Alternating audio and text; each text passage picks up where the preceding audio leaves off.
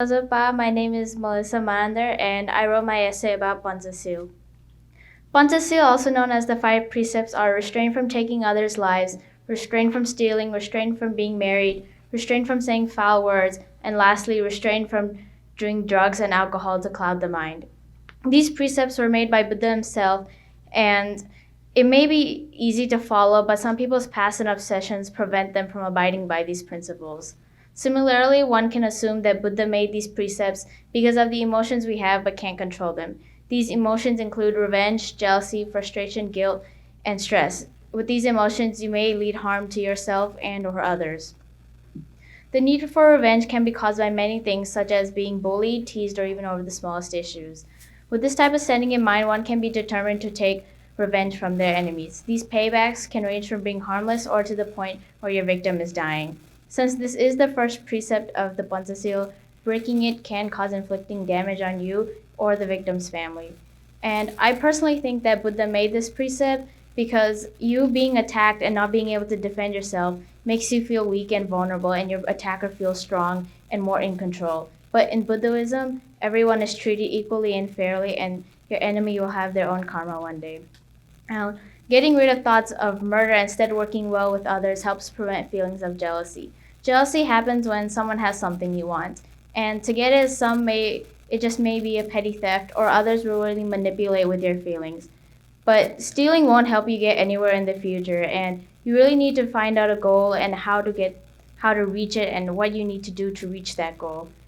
Not only should you not take what's not yours, you shouldn't be greedy and take too much of what is given to you. You should be humble and be grateful for what you do have. The third precept is directed more towards monks and is to not be married. That doesn't mean that if you are married, you can't be a monk, you just need your spouse's permission. This is because you need to distance yourself completely from your partner and your children. Then that's because of the frustration and stress that comes from your relationship.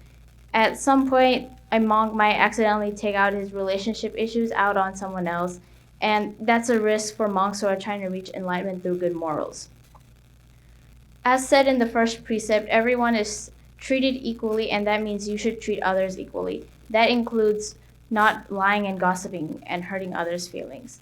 Lying and gossiping can happen everywhere. It can happen at school, work, or even in your own house. And there are different emotions to why people's lie may come to an end, but majority of the time it's because most people are just compelled to tell the truth. Their conscience just makes them want to tell the truth. It makes them feel guilty. But what if you need to tell a lie to protect someone else? Thinking of this, Buddha made the deceiving with truth rule, and that includes telling the truth but not giving the full details about what's happened. Although we go through similar stress issues in life, we all deal with it differently and have different reasons why we have stress. A negative effect and a most common way people deal with stress is drinking alcohol and doing drugs. It may relieve them of their problems at that moment, but once it wears off, their problems are still there undealt with. A reason I think monks might be stressed is because they can't reach enlightenment, or they're taking far longer than they think they would to reach enlightenment. And everyone reaches enlightenment at different times. There's no exact time. But some monks may just put a deadline on it saying, I'm going to reach enlightenment in like 5 months. But passing that deadline, it makes you doubt yourself. Why didn't I do it? Why can't I do it? And then really overpassing that deadline, it just makes you feel like you're not cut out for it and you want to quit. And you may turn to alcohol and drugs as a stress reliever. But what you really should do is accept your results, figure out how you should push forward, how you should find out a way to solve this problem and achieve your goal. Harming others or yourself is because of our emotions for revenge, jealousy, frustration, guilt, and stress.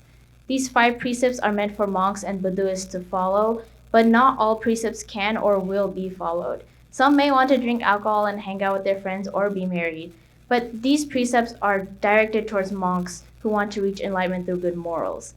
They follow these precepts, Panchasheel, along with another five precepts.